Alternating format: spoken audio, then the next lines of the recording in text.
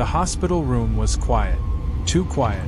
A nurse named Carolyn Beery walked down the long hallway of Ohio State University Medical Center in Columbus, Ohio, her white shoes squeaking softly against the polished floor. It was 1983, and the night shift had just begun.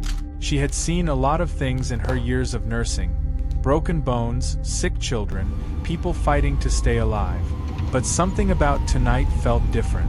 Something felt wrong. She pushed open the door to room 212. Inside, a patient who had been stable just an hour ago was now barely breathing. His eyes were half open. His skin had turned a pale gray color. His lips were dry and cracked. The machines next to his bed were beeping in a way that made Carolyn's heart jump into her throat. She called for help. Doctors rushed in. They worked on the patient for what felt like forever. But it was too late. He was gone. This would have been a sad but normal moment in any hospital. People die, and nurses and doctors have to accept that. But Carolyn could not let it go. Because she had seen something before she walked into that room. Something that made her stomach turn. She had seen a young doctor walking out of that very room. He was smiling. Not a nervous smile. Not the kind of smile someone gives when they are trying to hold themselves together after losing a patient. This was different. This was calm. Almost pleased. His name was Michael Swango. And before anyone knew it, more patients would die. More families would get that terrible phone call. More nurses would see things they could not explain. And by the time the world figured out what Michael Swango really was, dozens of people, maybe more, would already be gone. But here is the question that will haunt you as you hear this story. How does a man who is supposed to save lives become one of the deadliest killers in American history, and get away with it for so long? Stay with us, because the answer is darker than anything you can imagine. You are watching Uncanny Crime Stories. I am your host, James, and if you have never seen this channel before, let me tell you something. What we do here is not just tell stories. We pull back the curtain on some of the most terrifying real-life events in American history. Events that will make you question everything you think you know about the people around you. If that sounds like something you want to be part of, then join this community. Hit that subscribe button. Drop a comment below. Tell us what you think, tell us what you feel, because every single comment means the world to us. And share this with someone who loves true crime, because trust me, they will not want to miss what we are about to tell you. Now, let us go back to where it all began. Michael Joseph Swango was born on October 21, 1954, in Tacoma, Washington. His father, Virgil Swango, was a United States Army officer who had served in the Vietnam War. And like many men who came back from that war, Virgil came home changed. He was distant. He was cold. He drank too much. And sometimes he was violent. Growing up, Michael and his two brothers had a childhood that moved from place to place as their father got new military assignment. There was no real home, no real roots, no real peace. Their mother, Muriel, did her best, but the house they lived in was not a happy one. There was fear in that house, silence that stretched on too long, and a father who made his boys feel like they were never good enough. For most kids, this kind of home life causes pain. But for Michael Swango, it seemed to do something else. It seemed to teach him how to hide. He became very good at hiding who he really was. On the outside, Michael was polite. He was smart, dangerously smart. He smiled at the right times, said the right things, and made people feel comfortable around him. He was the kind of person adults trusted right away. Teachers liked him. Neighbors liked him. He had a way of making people feel at ease. But on the inside, something was growing that nobody could see. Michael was obsessed with death. Not in the way that some curious kids might be, reading about historical battles or watching scary movies. Michael's obsession was deeper and darker than that. He kept scrapbooks, real, physical scrapbooks filled with newspaper clippings about car accidents, plane crashes, murders, and disasters. He would cut out the stories carefully, paste them into his books, and read them over and over again. Stories about people dying seemed to give him something. Something that felt to him like excitement. This is important to understand, because long before Michael Swango ever set foot inside a hospital, the signs were already there. They were quiet signs, hidden behind a friendly face and good grades. But they were there. In 1971, Michael graduated from high school and eventually went on to college. He was good enough academically to get into Southern Illinois University School of Medicine. This was a big deal. Medical school is not easy to get into. It takes hard work, intelligence, and dedication. And Michael had all of those things, except the dedication was not to healing people. Looking back now, it seems like his dedication was to being near death. His classmates in medical school remembered him as strange. Not in an obvious way, but there was something about him that made people uncomfortable if they spent too much time around him. He did not connect with people the way normal students did. He was competitive, he was arrogant, and he loved going on ride-alongs with ambulances and emergency crews. Not because he wanted to help the victims, but because he wanted to watch. He wanted to see suffering up close. He got a job as an EMT, emergency medical technician, even while he was still in medical school. And the people who worked with him during those ambulance runs noticed something they could not quite explain. When they arrived at accident scenes, most EMTs felt the weight of the situation.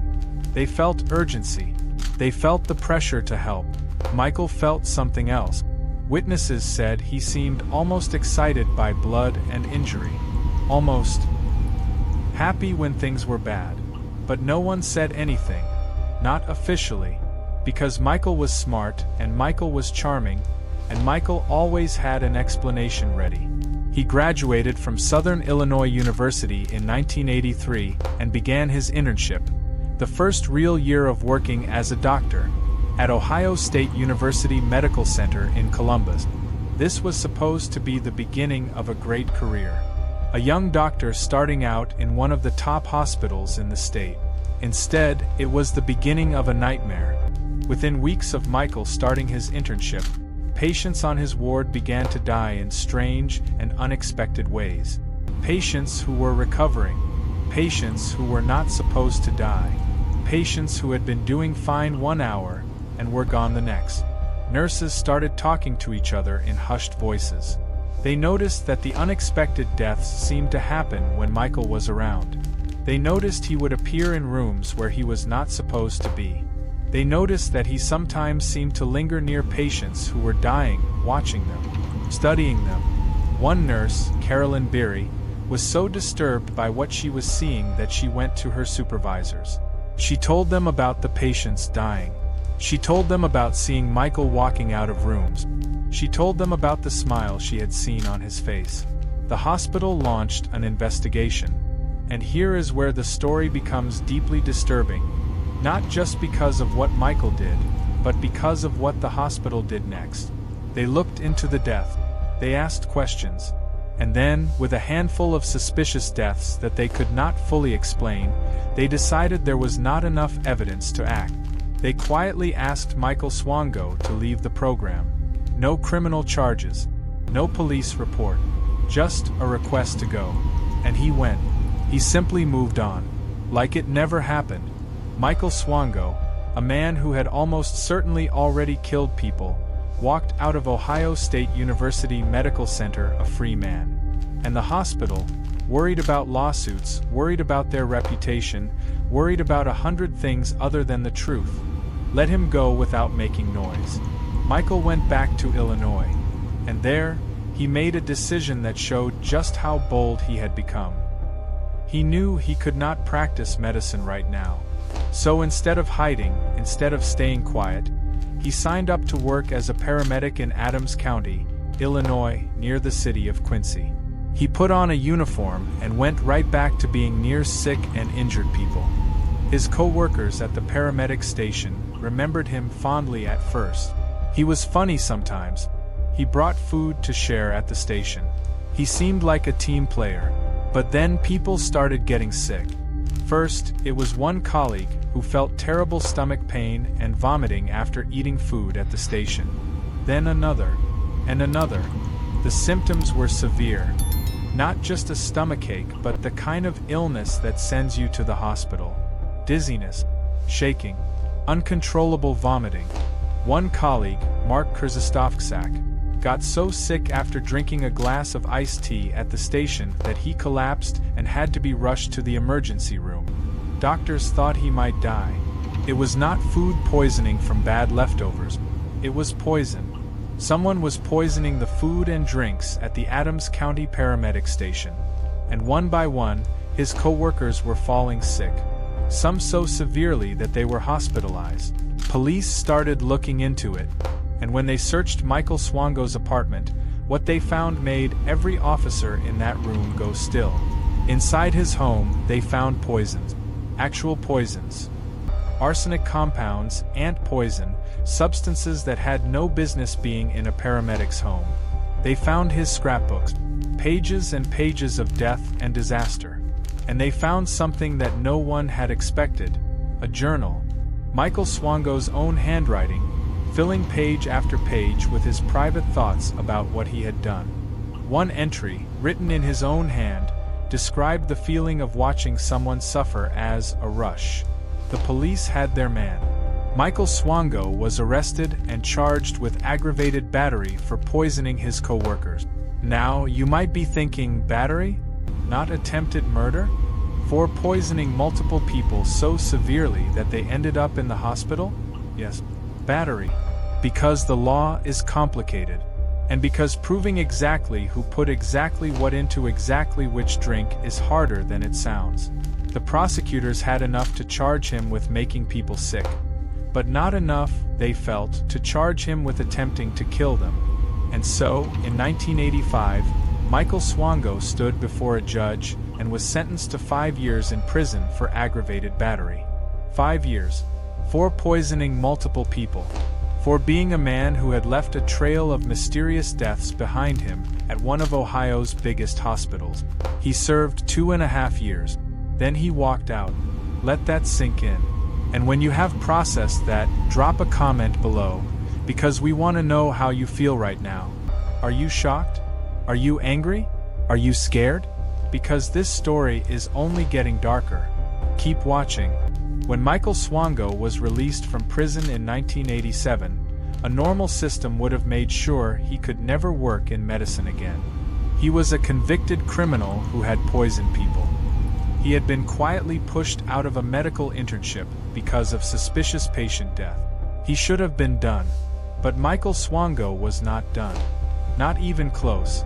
He got out of prison and started applying for medical jobs again. He lied on every application. He falsified records. He told hospitals that his criminal conviction had been a misunderstanding, a false accusation from co-workers who were jealous of him. He was charming. He was convincing, and hospitals, without doing deep enough background checks, started hiring him again. He worked briefly at a hospital in Virginia, then in New York. Each time, something would happen. A patient would die unexpectedly, a coworker would raise a concern, and Michael would be quietly let go, and he would simply move to the next place. In the early 1990s, the state of New York finally flagged him. His New York medical license application was rejected. More people were asking questions. The walls were slowly starting to close in. So Michael Swango did what he had always done when things got too hot. He ran. But this time, he did not just leave the state. He left the country. In 1994, Michael Swango traveled to Zimbabwe in southern Africa. He had arranged a position at a hospital there, Neen Mission Hospital, by lying about his credentials and his history, just as he had done so many times before. In Zimbabwe, far from American law enforcement, far from the nurses and doctors who had raised alarms, Michael Swango put on a white coat again and walked into the ward. And then the dying started again. Patients at Neen Mission Hospital began dying in ways that did not make sense. People who were sick but not critically ill would be found dead in their beds the morning after Michael had done his evening rounds. A young woman admitted for a routine issue died suddenly. An elderly man who had been stable showed severe symptoms overnight and was gone by morning. The nurses at the hospital, women who had worked in medicine for years and knew what a natural death looked like, began talking to each other in the same hushed, frightened voices that the nurses in Columbus had used more than a decade before. One nurse, a woman named Edith Nguyen, became so alarmed by what she was seeing that she began keeping her own private record. She wrote down the names of patients who died. She wrote down which nights Michael had been on duty. She wrote down the dates and the symptoms. She was building a case, quietly, in a notebook she kept hidden. Meanwhile, hospital administrators were receiving reports and complaints. They eventually dismissed Michael from the hospital. But again, no criminal charges. He simply left. He moved to another hospital. Then another. In Zambia, in Zimbabwe, across southern Africa, Michael Swango moved through the medical system like a ghost. And wherever he went, people died. Researchers who later studied his time in Africa estimated that he may have killed as many as 60 patients during his time on that continent alone. 60 people. Men, women, the elderly, the young. People who came to a hospital seeking help and instead found Michael Swango. But Michael Swango's time was running out. Back in the United States, a man named James Doyle, a senior official with the American Medical Association, had become deeply troubled by what he was piecing together about Swango's history. Doyle was building a file. He was connecting the dots. He was tracing Michael's path from Ohio State to Quincy to Virginia to New York, and he was seeing a pattern that could not be explained away. And then, in 1997, Michael Swango made a mistake. He applied for a medical position with the United Nations, a job at a hospital in Nairobi, Kenya. It was a prestigious international role, and the United Nations, unlike many of the hospitals that had hired him over the years, did a thorough background check. They found everything: the Ohio State suspicious death, the Quincy poisonings, the prison time, the rejected license applications, the trail of dead patients across 2 continents. The United Nations notified American authorities, and on August 18, 1997, when Michael Swango landed at Chicago's O'Hare International Airport, likely believing he could simply slip back into American life and figure out his next move, federal agents were waiting for him. He was arrested on the spot. The handcuffs went on the wrists of a man who had spent more than 15 years walking in and out of hospitals, putting on a white coat and killing the people who trusted him most. The man who smiled when patients died. The man who wrote in his journal about the rush he felt watching people suffer. The man who had fooled colleagues, hospital administrators, licensing boards, and entire countries. Dr. Michael Swango was finally in custody. The investigation that followed was massive. Federal agents worked with prosecutors in New York, where some of his crimes had taken place. They gathered evidence from Ohio. They communicated with authorities in Zimbabwe and Zambia. They pieced together a picture so horrifying that even seasoned investigators said they had never seen anything like it. In 2000, Michael Swango stood before a federal judge in New York and pleaded guilty to 3 counts of murder. 3 patients he had killed with injections of potassium and epinephrine at a Veterans Affairs hospital on Long Island, New York, in the early 1990s. Patients who had served their country, who had survived wars, who had come to a VA hospital seeking care in their final years, and who had been poisoned to death by the man assigned to treat them. Their names were Thomas Samarco, Aldo Sarini, and George Ciano. They were real men, real people with families who loved them, and they were gone because of Michael Swango. The judge sentenced Michael Swango to 3 consecutive life sentences, with no possibility of parole. He would never walk free again. As he was led out of the courtroom, Michael Swango did not cry. He did not break down. He did not show the kind of remorse that you might expect from a man who had just been told he would spend the rest of his life in a concrete cell. People in the courtroom later said he looked almost unbothered. Because that is who Michael Swango was. That was who he had always been. A man who felt nothing for the people he killed. A man who felt something else entirely.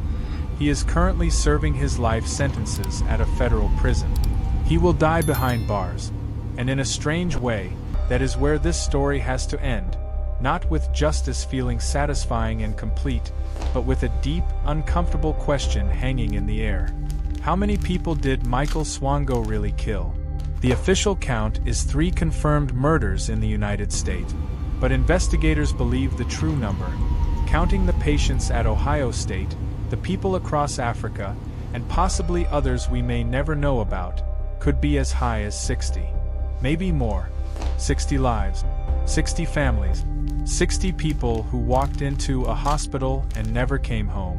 And for years, because of bureaucratic mistakes, failed background checks, hospitals too worried about lawsuits to speak up, and a medical system that was not watching closely enough, Michael Swango was allowed to keep going.